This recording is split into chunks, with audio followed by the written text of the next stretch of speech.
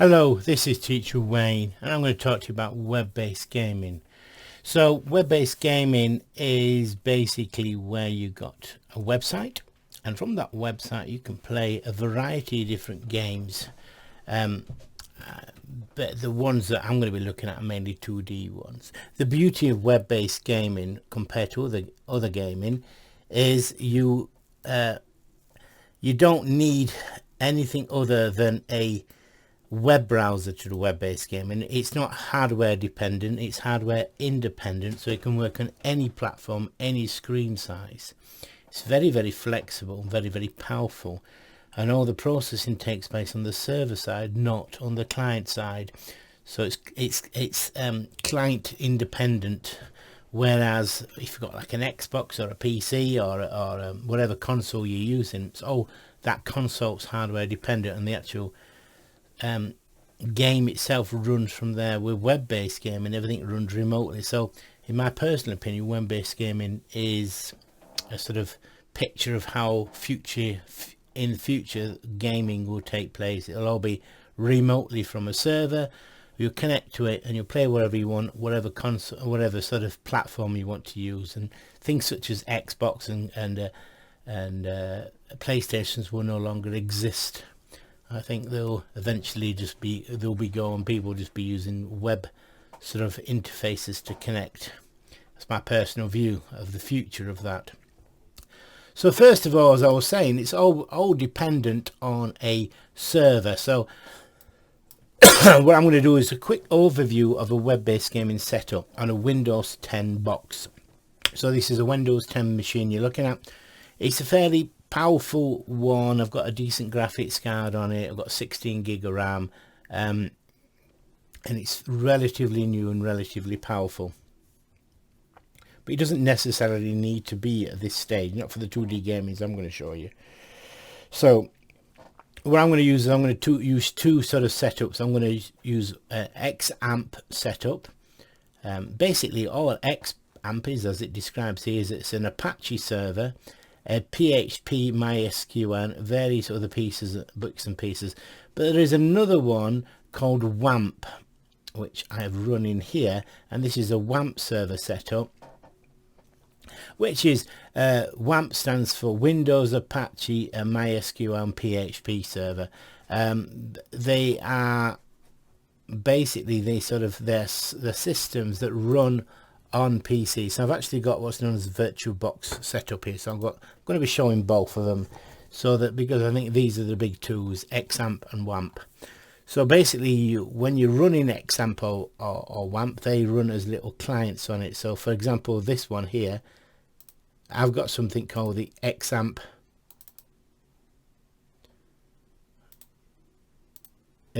control panel. As you can see, I've got Apache running. I haven't got MySQL, but I don't need it for this. All I need is Apache, but you can run various other things. And it's got a config, and you've also got this thing here called Explorer. If I click on Explorer, it shows you where it's running. So it's, as you can see, it's on the C drive in XAMPP, and I've got the root folder for everything to run from. All the web apps run from HTC docs. As you can see, I've got my Phaser games in here. And I've actually opened up a tag called Phaser Games, as you can see. That's what it looks like. Actually, if you just look at localhost, you get that. But if you point at the actual stuff you've got installed, these are my I've copied and pasted Phaser Games and Phaser Game examples. I'm going to be looking at Phaser Games. You can have a look. If I go test 6, this is an example of web-based gaming. I've got a little platform, little runner here. Oop, and you die, you start again. This is a game I've wrote. Very simple little 2D platformer. It's got free I'm not very good at it. It's got 3 levels that you can navigate across, and I've actually got another basic little Space Invader type one as well. I think I'd have to be a little bit more patient playing this. You get points for each star you collect, and then it takes you to the next level. Now, got little wolves on this. I've only knocked this up really quick just to show you. Oops. I'm just going to try to show you that it's only got 2 levels, and then it says you won So it's really simple little web-based game that I've got running. I've also got a couple of examples here. No, that's one I didn't get working yet. No, not that one. Where is it? Is it Shooter? Yeah, it is. This is a Space Invader game I've just started playing. And you shoot missiles. I'm still developing this one. So this is the sort of simple little thing you can have with web-based gaming. Sort of the ideas you've got. Just want to show you. So in XAMPP, they're all in this sort of folder. Just want to go to my WAMP server here. WAMP server is a similar sort of setup. I've got it on my virtual box here. You've got local host, and then you put your projects in here, and then you can actually navigate to them. I've not got it set up as yet because this is just a little practice setup I've got to actually run it. But let me just go. I'm just showing you can actually get it running quite adequately on both. So on this one in here, HTC Docs, I'm just going to quickly do a quick overview of what this phase. If I go for no, it was Phaser Games test 6. This is what it looks like. Oops. So if you open up these files here, the way the structure of for the system I use, which is based off Phaser Games. Let me show you Phaser Games website to start with. This is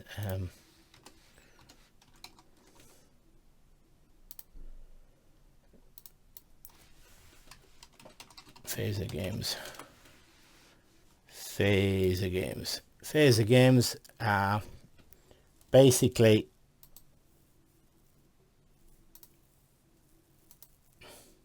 come on.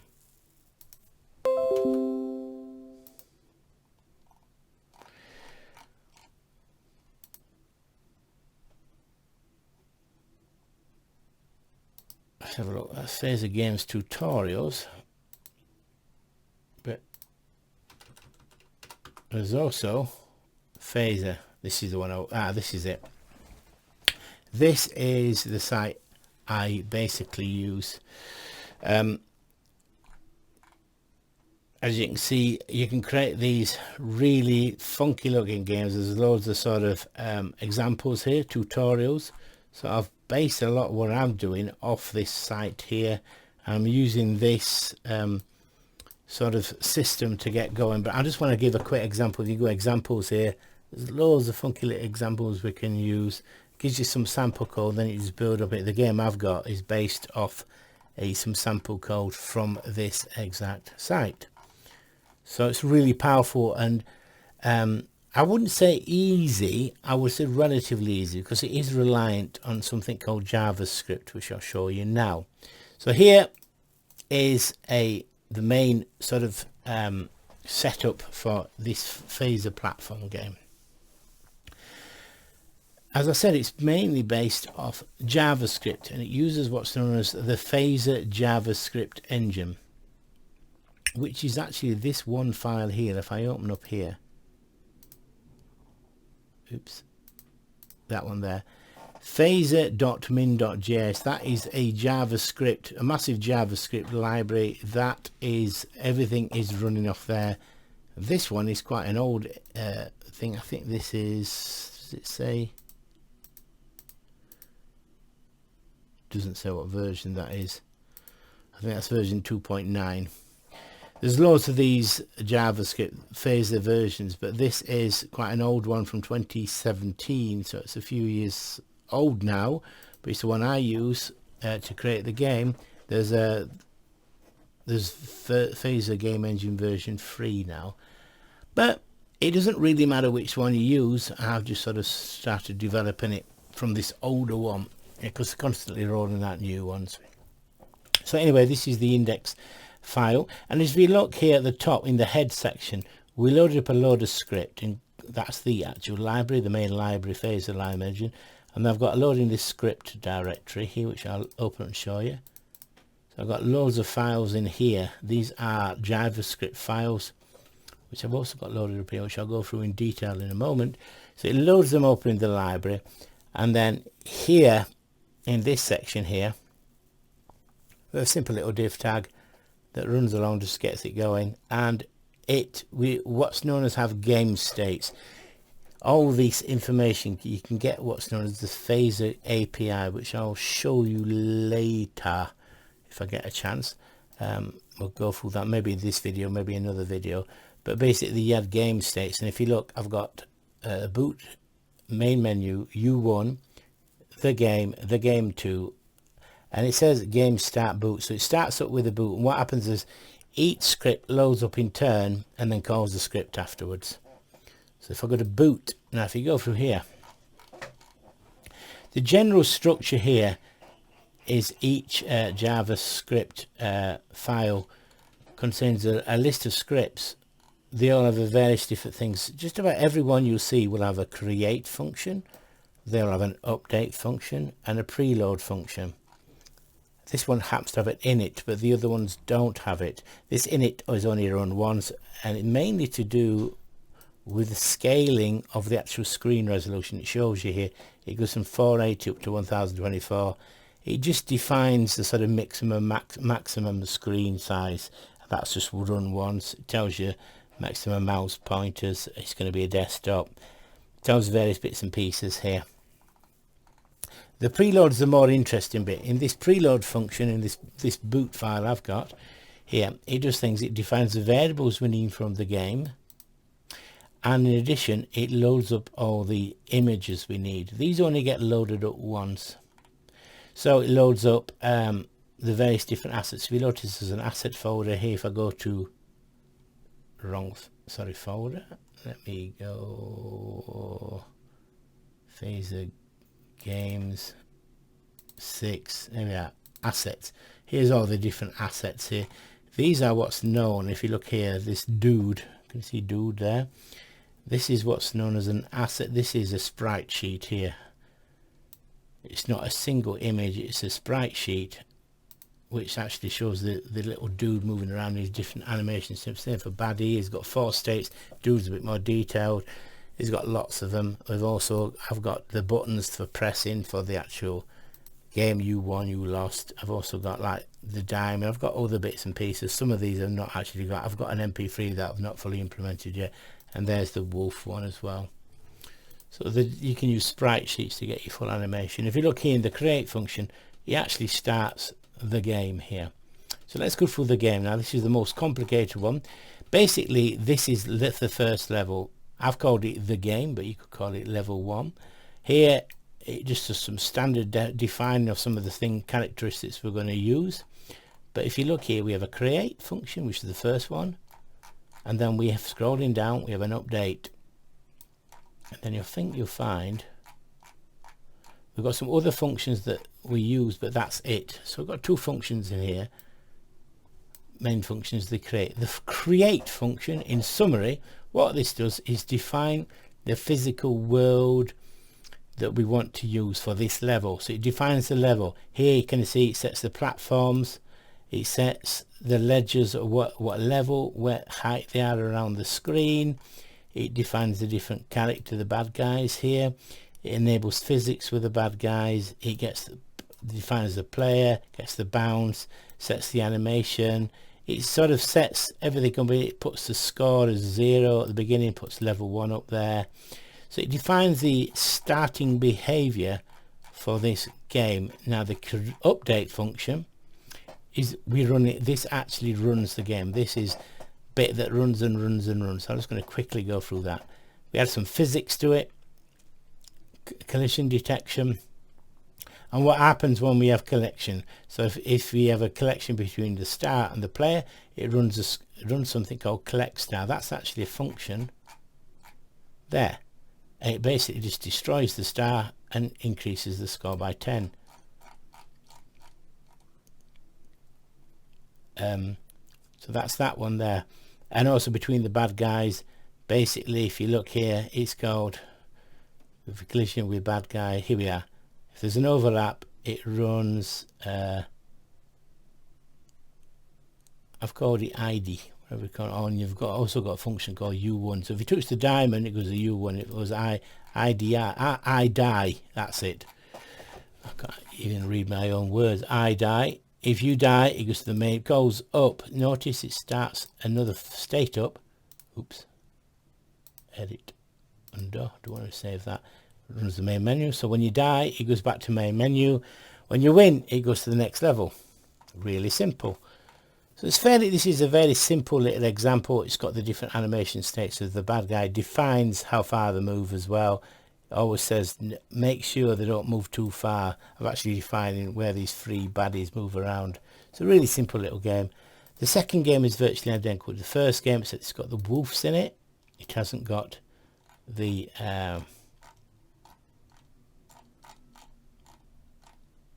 what's known as bad guys. Bad guys, that's it. Bad guy 1, 2, 3. This one's got a wolf. The wolf 1, 2, 3. That's it. And those variables there are defined in boot here. So in essence, it's basically, if you look at second level, is exactly the same. We have a create state. Now the mistake I made here, if you notice, the score set to 0. So actually it resets the score. Now you don't want to do that. You want to keep the score the same. So that's one mistake I've put in.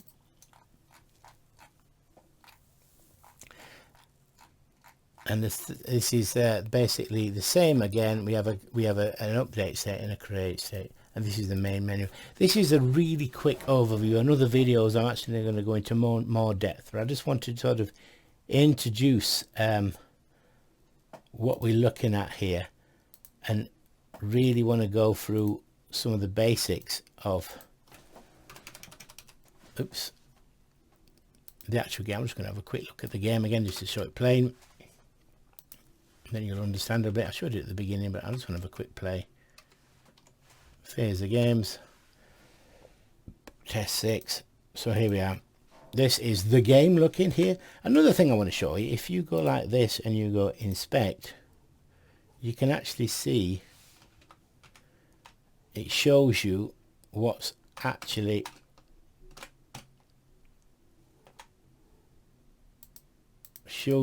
happening here, shows you what script is happening here, shows you what you can actually debug it by using this sort of inspect, this actual thing here. So you get a problem, you can actually debug it quite easily. I wasn't paying attention there, so I died. Do you want to play again? So that's me dying. You can actually click on here and it takes you to the various different scripts. You can actually troubleshoot it really quite easily. I like that. There's your console. You can actually see some of the errors and sources. I like all this. This is a really good way of debugging the issues you get in game. But anyway, this is Teacher Wayne. So I'm just doing a very brief introduction to phase-based gaming, and thank you very much for listening, and don't forget to like and subscribe. Thank you and goodbye.